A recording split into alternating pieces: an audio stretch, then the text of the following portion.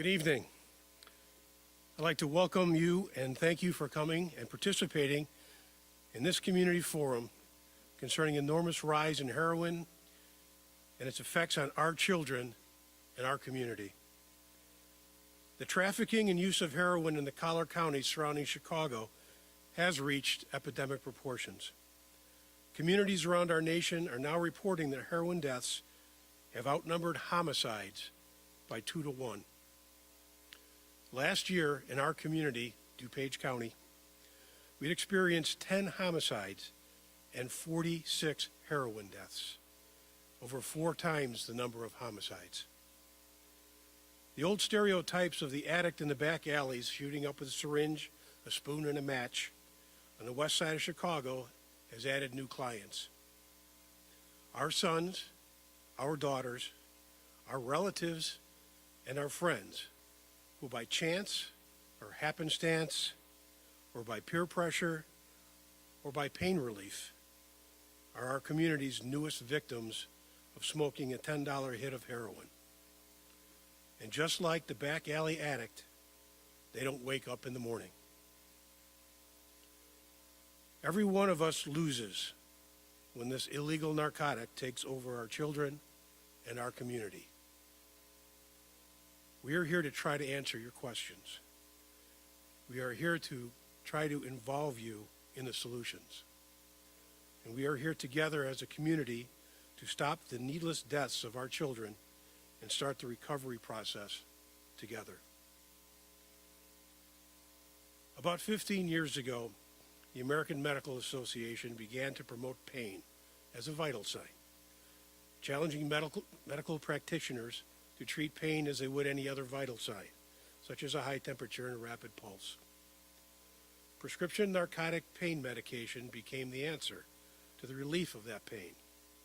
And it worked so well for the right reasons, but it worked too well for the wrong reasons. Over the years, prescription painkillers were in almost everyone's medicine cabinet.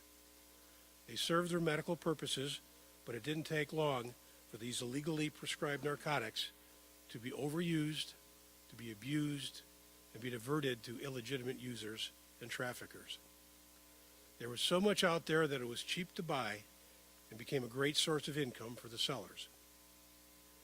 Now, the sellers, by the way, were not only the West Side gangbangers, they were the schoolmates and friends of the guy next door who raided mom or grandma's medicine cabinet, diverting the Vicodin, the hydrocodone, the naproxen, and the like for fast cash and a quick high to their consumers, which are our kids, taking a safe prescription drug for a quick thrill.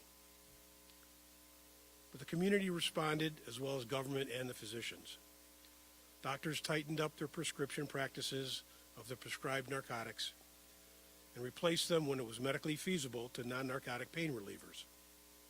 Parents and grandparents locked up their medicine cabinets and began disposing of the unused prescriptions in their health department disposal centers.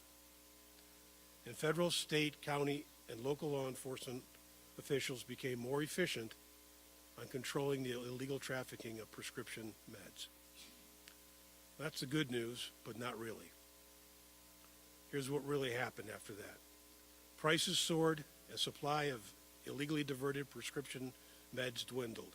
Demand became steadily rising, and the drug traders responded with a cheap and plentiful solution: heroin. Freshly imported from Mexico and Afghanistan through a network of cartels and street gangs to the street corners on the far west side of Chicago and to a very successful friends and family suburban network of salesmen selling directly to an abundance of unknowledgeable kids with cash looking for more for less, feeding and killing our most precious citizens, our children. Well, that's the MapQuest version of how we got here, so let me set the stage. Here are the hard facts.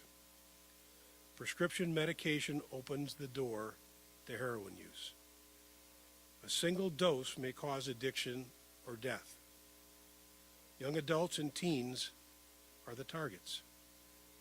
And even after rehab treatments, addicts can never again use mood-altering chemicals like alcohol or any other drug.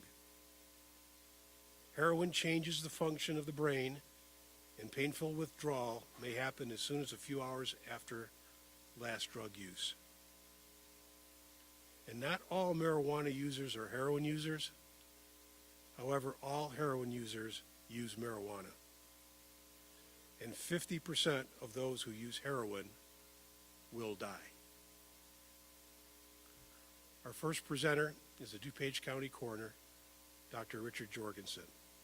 He's the man who witnesses the harsh results of this senseless but preventable epidemic. Don't let there be one more victim. Dr. Jorgensen?